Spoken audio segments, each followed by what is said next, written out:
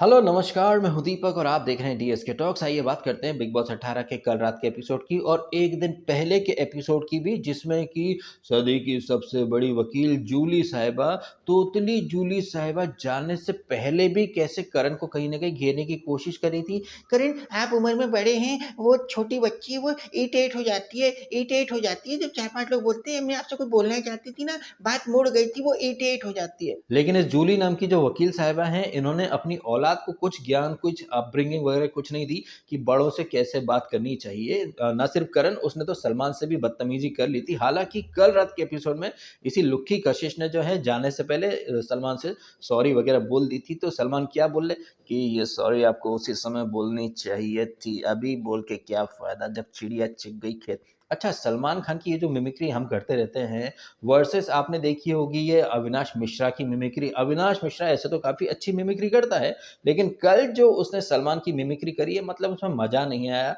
In fact जो हम day one से कहते आ रहे हैं कि अविनाश मिश्रा आसिम को कॉपी कर रहा है, तो कल उसने खुद ही साबित कर दिया ना, क्योंकि जो जैकेट फेंकना, अपना सूट वगैरह फेंकना, ये सब सलमान खान ने बिग बॉस 13 में किया था। तो बिग बॉस 13 को कैसे घोट घाट करके आया है अविनाश मिश्रा, ये सारी बातें कल रात के एपिसोड में अविनाश मिश्रा ने खुद ने ही प्रूव कर दी हैं कि वो यहाँ पर क्या बिग बॉस 13 के किस कैरेक्टर को प्ले कर रहा है। और बिग बॉस 13 में जो सलमान का अंदाज था, उसने उसी अंदाज को कहीं ना कहीं मिमिक्री के माध्यम से प्रस्तुत करने की कोशिश करी। खैर, इससे पहले कि हम अपने वीडियो के मेन मुद्दे पर आए, उसके पहले एक सरसरी तौर पर निगाह डाल लेते हैं कि कल क्या क्या हुआ और एक दिन पहले क्या क्या हुआ। तो कल के एपिसोड में आपने देखा कि सोनू सूद भी आते हैं, अपनी पिक्चर का प्रमोशन करते हैं, और उनके साथ साथ आई थिंक उनसे पहले एक टीवी सीरियल मन्नत की टीम भी प्रमोट करने के लिए आती है, अपना टीवी सीरियल जो कि 10 बजे आया करेगा। और ये जो नया सीरियल आएगा 10 बजे, इसकी वजह से बिग बॉस का जो टाइम है वो चेंज हो गया है। और इसके बारे में सदी के सबसे सच्चे पत्रकार दिबांग, लाइक मुर्गे की बांग, खा के पी के थोड़ी सी भांग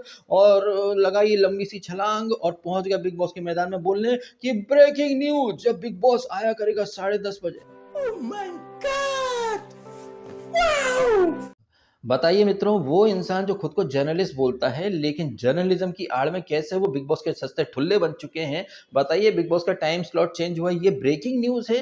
तो जीडीपी, महंगाई, इन्फ्लेशन, ये चीज़ें किस कैटेगरी में आती हैं? तो दिबांग जैसे जो लोग हैं, वो बिग बॉस के ठुल्ले बन करके अपनी जो इतने सालों से जो उन्होंने इज्जत कमाई है, उसे कहीं न कहीं वो उसकी खुद ही धज्जियाँ उड़ा रहे हैं। खैर, तो ये टीवी सीरियल का जो प्रमोशन था, ये सब कंप्लीट हो जाता है और सोनू सूद वगैरह आकर के अपनी वो फालतूपंती कराते हैं। वैसे सोनू सूद ने जो बैगेज वाली टास्क करवाई, उसके पहले सलमान खान ने जो वो कौन सी टाइम मशीन टाइप की जो टास्क थी कि आप टाइम में पीछे जाओ, कौन सी गलती है जिसको आप दुरुस्त कर सकते हो, तो ये दोनों टास्क कहीं ना कहीं एक ही जैसी थी, बस नाम बदल दिए गए थे इनके। हालांकि वीकेंड के बार में ये जो गेस्ट आकर के इस तरह की एक्टिविटीज या टास्क करवाते हैं, इन्हें मैं सिरे से इग्नोर करता हूं, बिकॉज मैं इनको टाइम पास एक्टिविटीज से ज्यादा और कुछ मानता हूं नहीं।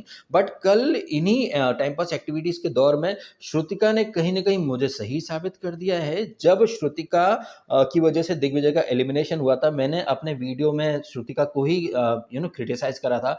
तब उस टाइम पर भी श्रुतिका के कुछ नल्ले सस्ते फैन्स आकर के मुझे जैज़ दे रहे थे। अरे डीएसके, तुम तो श्रुतिका के पीछे पड़ गए हो। You are a pathetic reviewer DSK. Shrutika is actually not at all responsible for Digvijay's elimination. DSK, why are you targeting Shrutika? और फिर 2-3 दिन पहले जो नॉमिनेशन वाली टास्क हुई थी, जिसमें कि श्रुतिका सेव नहीं हुई थी, तब मैंने कहा था कि श्रुतिका को इंस्टेंट कर्मा मिला है। जिस तरह से दोस्त होने के बावजूद श्रुतिका ने दिग्विजय को नहीं बचाया था, उसी तरह से श्रुतिका, जो कि चुम, करण, शिल्पा के दोस्त थे, बट ये लोग मिलकर के श्रुतिका को नहीं बचा पाए, ये नॉमिनेशन में आ गई। लेकिन वो तमाम लोग जो कि काफी टाइम से श्रुतिका के सस्ते वकील बन करके मेरे को 17 तरह के जैज देने आ रहे थे, अब आप लोग कैसे अपना मुंह दिखाओगे? क्योंकि आप जिस चीज को डिफेंड कर रहे थे और जिस तरह से कहीं ना कहीं श्रुतिका को क्लीन चिट दे रहे थे, श्रुतिका ने तो कल खुद ही कबूल कर लिया कि उसकी वजह से दिग्विजय का एलिमिनेशन हुआ है। अगर वो चाहती तो दिग्विजय सेव हो सकता था, बिकॉज रैंकिंग चेंज करने का ऑप्शन दिया था बिग बॉस ने श्रुतिका को, और श्रुतिका कर्मा में बिलीव करती है। तो वो जो मेरी थंबनेल थी इंस्टेंट कर्मा वाली,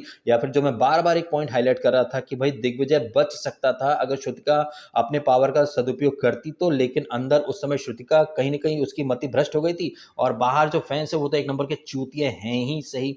सच को स्वीकार करने के बजाय अरे डीएसके तू तो कुछ और बोल रहा है, अरे डीएसके कुछ कोई कर्मा वर्मा कुछ नहीं है। आप बताइए, आप जिसके लिए डिफेंड कर रहे थे उसने खुद ने मान लिया कि वो कर्मा में बिलीव करती है and it was a Karma moment for her. अब आप कैसे डिफेंड करेंगे? खैर, अब बात करते हैं अपने इंपॉर्टेंट टॉपिक की, जो कि आपने पिछले 2 एपिसोड से देखा है। जब से नौरान गई है, कैसे विविन ने अपना गेम बदल लिया है, और ये गेम कब बदला है? जब सीजन अपने फिनाले से सिर्फ 2 वीक दूर है। एक दिन पहले के एपिसोड में गेम चेंजर वाली जो कास्ट है, वो रामचरण और कियारा आडवाणी वो लोग आते हैं, और उसके बाद आपने प्रोमो देखा था कि विविन तेरा गेम ओवर करके वो कम्मो पंजाबन ओवर एक्टिंग कर रही थी। हालांकि कम्मो पंजाबन आए उसके पहले आपने देखा सुपर डुपर बिल्टअप कैसे, मतलब पिछले 2 एपिसोड जो है सिर्फ विविन के इर्द गिर्द ही रखे गए हैं।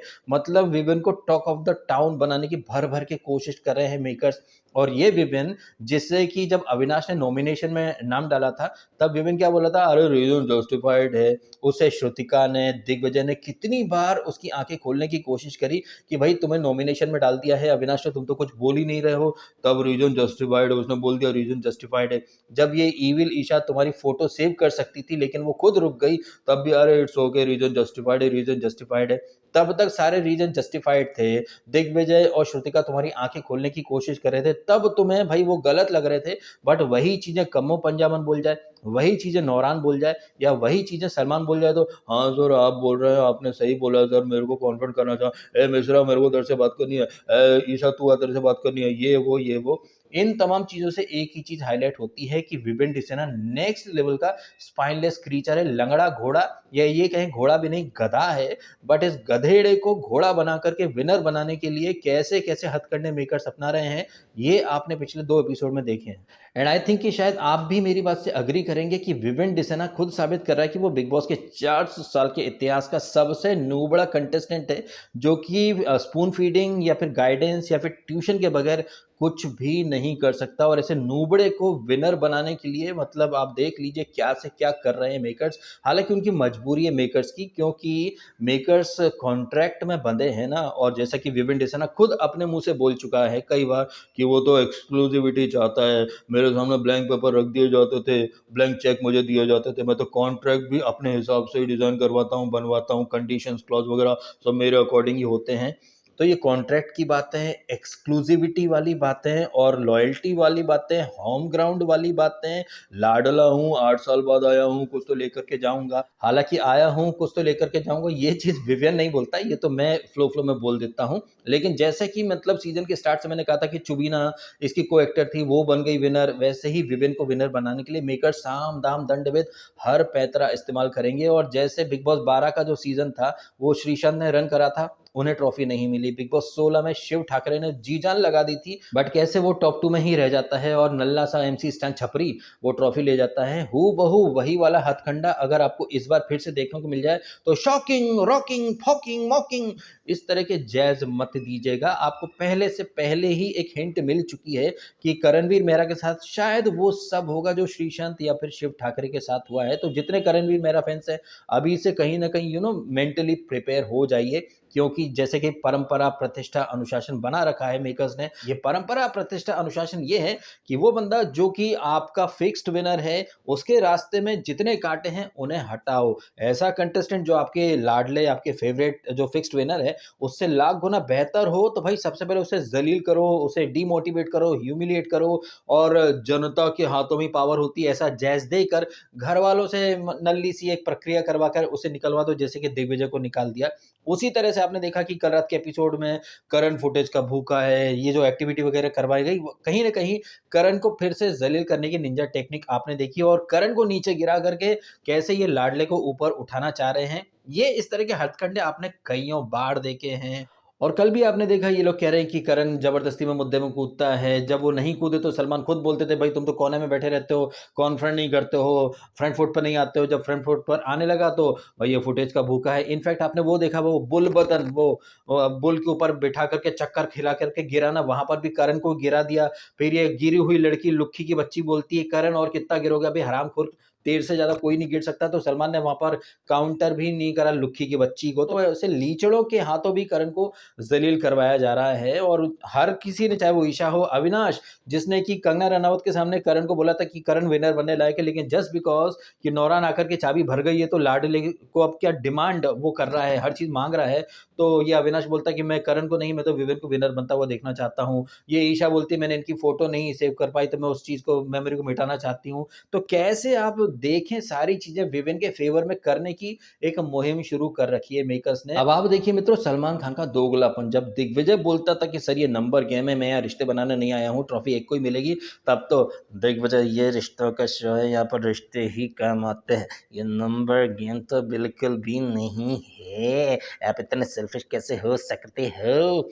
जब दिग्विजय ने नंबर गेम का जो एक फ़ॉर्मूला है वो करण को समझाने की कोशिश करी कि चुम को बचाने के लिए कैसे नंबर गेम इस्तेमाल किया गया, तो बिग बॉस ने कुछ बोल दिया, तो करण ने भी बिग बॉस की हाँ में हाँ मिला ली। 100 बातों की एक ही बात है कि जो कुछ बातें इसने दिग्विजय ने कही थी, भाई अल्टीमेटली वही बातें तो सलमान खान खुद कर रहे हैं। कल तक ये सलमान खान जो दिग्विजय को खरी-खोटी सुनाते थे, नंबर गेम करते रहे, तो कल वही सलमान खान क्या बोल रहे हैं विवेक को, अब नंबर गेम है तो है, नंबर गेम है ना भाई साहब, 2 वीक बचे हैं, आप थोड़ी ना सबको लेकर के आगे चल सकते हैं, नंबर गेम है। कहने का आशय बस यही है कि दिग्विजय, जिसे गेम की अच्छी खासी नॉलेज थी, जिसे गेम अवेयरनेस, जिसकी माइंड ब्लोइंग थी, जो अच्छे से समझ रहा था कि ये विवेन डिसना की तरह गलत जा रहा है, और उस दिग्विजय को मेकर्स ने बाहर निकाल दिया।